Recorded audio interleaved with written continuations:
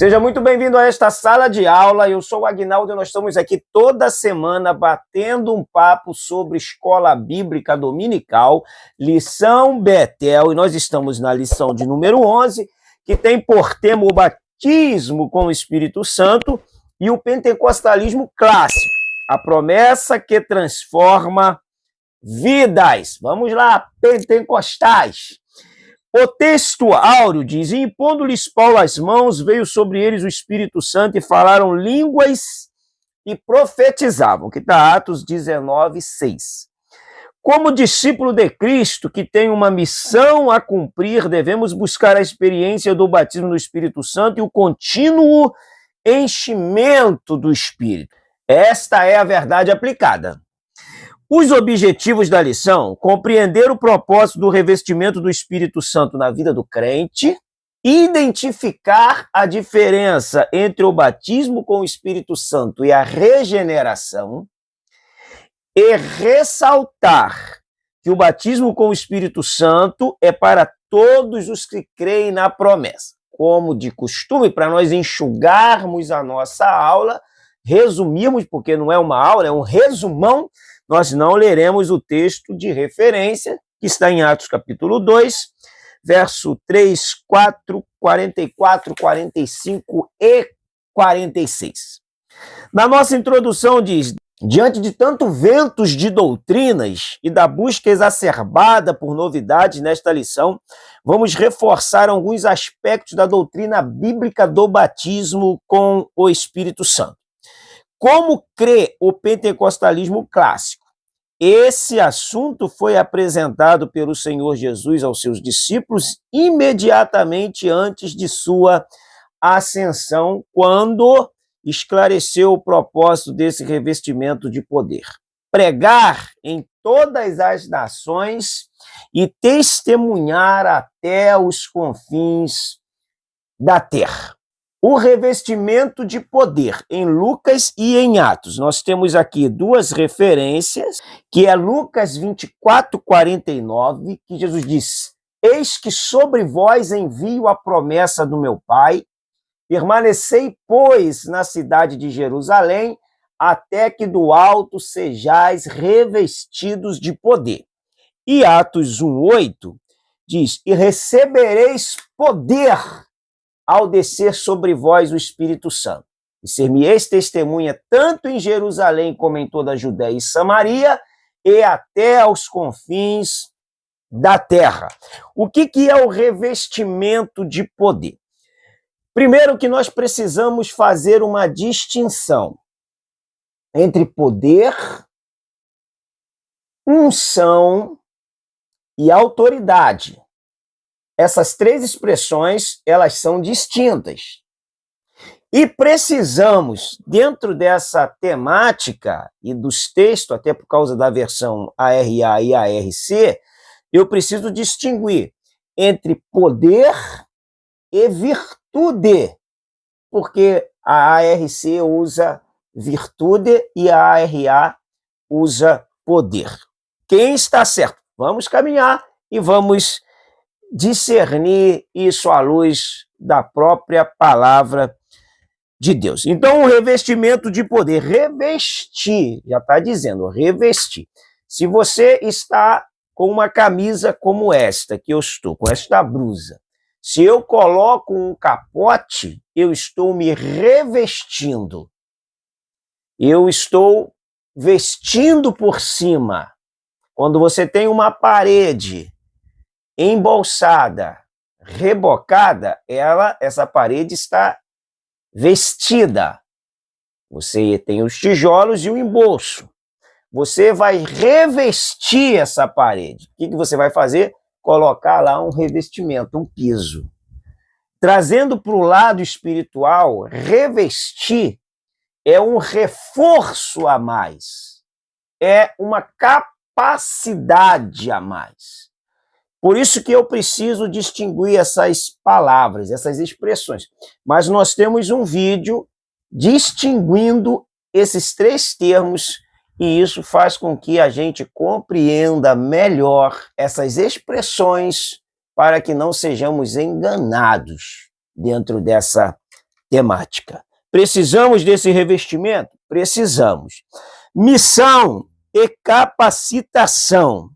O Espírito Santo desceu sobre ele posteriormente. Jesus Cristo concede virtude e poder aos seus discípulos. Vamos nós pensar novamente. O Espírito do Senhor unge Jesus.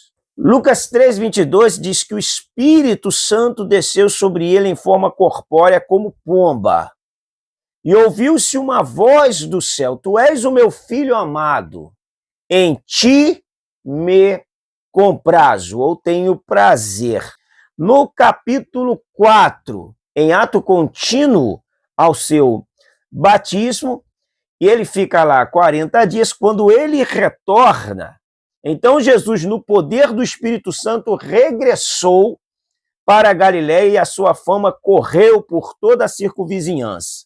E ensinava nas sinagogas, sendo glorificado por todos. Indo para Nazaré, onde fora criado, entrou num sábado na sinagoga, segundo o seu costume, e levantou-se para ler.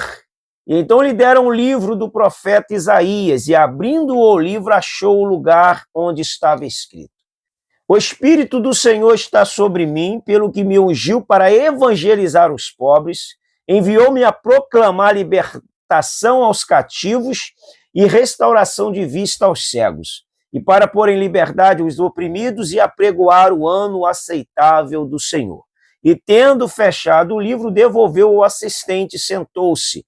E todos na sinagoga tinham os olhos fitos nele. O Espírito do Senhor está sobre mim e ele me ungiu. O que é ser ungido? Unção é uma capacitação que Deus dá a determinadas pessoas para que ela possa desempenhar um papel específico. Então, tem uma pessoa que ela tem uma unção para determinada função, outra tem uma capacidade, uma capacitação para desempenhar o papel em uma outra determinada função. Unção não é essa bagunça que o neopentecostalismo fez e transformou a temática de unção, e isso acabou virando uma bagunça. Unção é capacitação que Deus está dando para uma pessoa. O batismo com o Espírito Santo, ele não tem outro propósito, ele não tem outro objetivo, a não ser o objetivo de trabalharmos para Deus. Não há por que se orgulhar, não há por que se vangloriar, não há por que se inchar, se o que te traz a capacitação, o que te traz o sucesso na obra de Deus, espiritualmente, é simplesmente o tesouro que está dentro de nós, que é o Espírito Santo. Não há mérito algum em nós fazendo a obra de Deus e obtendo eficácia. Lembre-se, o jumentinho que carregou Jesus no domingo de Ramos só se tornou conhecido porque ele carregava Jesus. Ele foi ovacionado na entrada de Jerusalém, não ele em si, mas quem ele carregava, e ele participou daquele momento nobre por estar carregando o Divino Salvador. Nenhum motivo temos nós, porque se fazemos algo bem feito para Deus, é por causa do Espírito Santo que carregamos aqui dentro de nós. Oh, glória a Jesus. O 2:1 diz o significado do propósito. Lucas registra as palavras de Jesus sobre a experiência que os discípulos teriam após a sua ascensão. Ele utiliza duas expressões: batizou, referindo-se ao ato de João Batista, e batizados, referindo-se ao recebimento da promessa do Pai, não a virtude. Aqui há um erro na versão ARC, porque a expressão poder é dínamos, a expressão virtude é areté. Então nós não estamos falando de areté, que é qualidades inerentes a uma pessoa. Nós estamos falando de poder, que é algo adquirido, que você não possui, que alguém lhe delegou.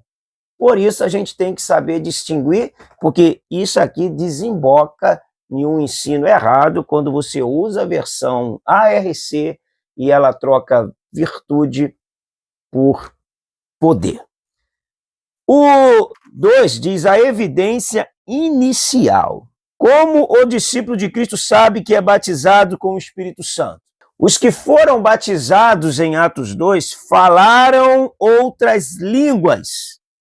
E isso não por iniciativa própria, mas conforme o Espírito Santo lhes concedia. Atos 2:4, o relato bíblico indica que as línguas foram dadas após eles serem cheios do Espírito Santo. Nós vamos encontrar sempre a expressão cheios. Cheios. Não existe a expressão que alguém transbordou do Espírito Santo. A expressão cheios do Espírito Santo é como uma esponja que absorve muita água. E ser cheio do Espírito Santo é um ato que precisamos constantemente estarmos nos colocando debaixo dessa fonte que jorra para a vida eterna. E a evidência inicial é o falar em línguas. O 2:3 diz receber o batismo com o Espírito Santo. Alguns recebem o batismo do Espírito Santo no momento da conversão ou o batismo nas águas. Contudo, mesmo nessas ocasiões, a experiência é precedida pelo anúncio do Evangelho. Um anúncio ouvido com interesse que produz fé e anseio para receber o que Deus proporciona àqueles que nele creem e esperam e se arrependem. O Senhor Jesus enfatizou a relevância das atitudes movidas por fé. Pedir, buscar e interessar. Então, clame, peça, anseie, busque, pois a promessa do Senhor, a evidência física no momento que o discípulo de Cristo é batizado no Espírito Santo. É claro que alguns estudiosos a identificam como a era do Espírito Santo, que era também a era da missão. É para todos. Basta o sentimento de querer, de desejar, e transformar esse sentimento em ação, de busca a Deus, de conversar com Deus. Não existe momento para você ser batizado com o Espírito Santo. Aquele momento que o pregador chama aí à frente, que particularmente eu acho aquilo ridículo, porque para você ser batizado com o Espírito Santo, você não precisa ir à frente a pedido do pregador, você pode ser batizado no seu banco, no seu lugar, na sua casa, no seu tanque, na sua pia.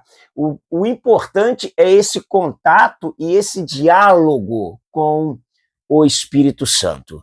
E essa conversa com o Espírito Santo, essa intimidade com o Espírito Santo. Você pode até dormir e sonhar sendo batizado com o Espírito Santo e acordar falando em línguas. Agora, isso tem que ser algo que arde dentro de nós.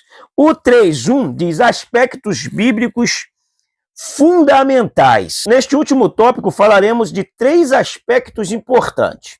Primeiro, repetidamente são abordados por aqueles que não creem na atualidade no batismo com o Espírito Santo, que são os cessacionistas, de cessar. Para eles, os dons espirituais cessou com os apóstolos. O 2 são abordados de forma equivocada por alguns que se denominam pentecostais. É o neopentecostalismo. Então, o problema é a abordagem errada e o mau uso disso. O 3, alguns irmãos têm dificuldade em compreender biblicamente. Lembremos que a crença e a experiência espiritual legítima não dispensam a igreja do ensino e das correções como nos tempos apostólicos. Porque se o dom te inchar, te inflar, você vai precisar ser doutrinado pela palavra de Deus, para não perder o rumo e se perder por aí, em nome de Deus. O 3:1 diz: ser batizado e ser cheio do Espírito Santo.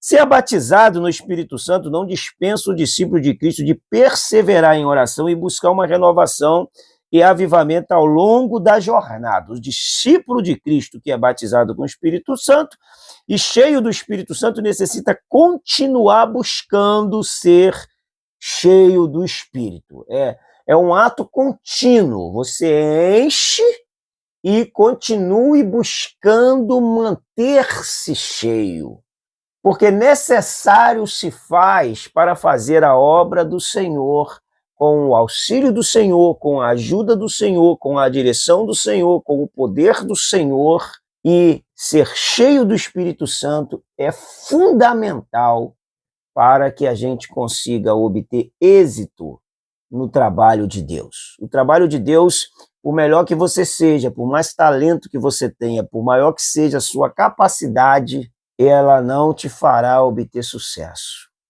Você pode, muito pelo contrário, ter um aparente sucesso e um fracasso quando precisar exercer espiritualmente o chamado.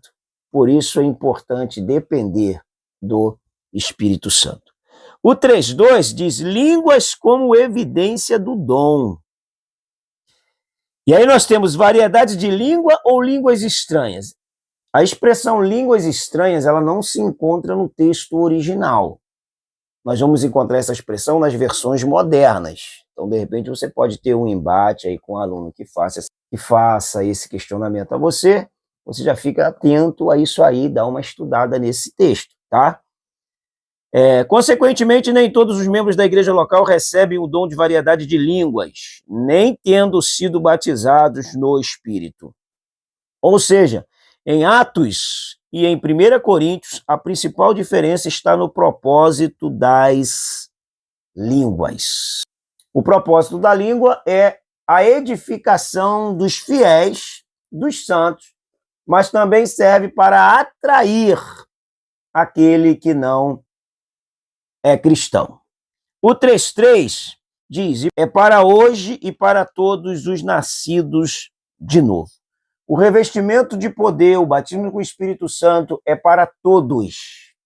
Agora, precisamos buscar o revestimento de poder. Precisamos orar, campanhas de orações, de busca a Deus, de entrega, de consagração, para que nós possamos ver esses feitos de Deus no nosso meio. Que Deus nos ajude e nos dê força para que possamos resgatar essa origem pentecostal de uma alma inflamada, de um coração fervente, de uma mente com fome de Deus, iluminada pelo Espírito Santo. Que Deus nos encaminhe, que Deus nos dobre aos seus pés e que possamos resgatar essa herança bíblica deixada por Jesus e deixada pelos apóstolos de uma vida mais perto de Deus. Que Deus abençoe você, boa aula, um grande abraço, fica com Deus, até o nosso próximo encontro.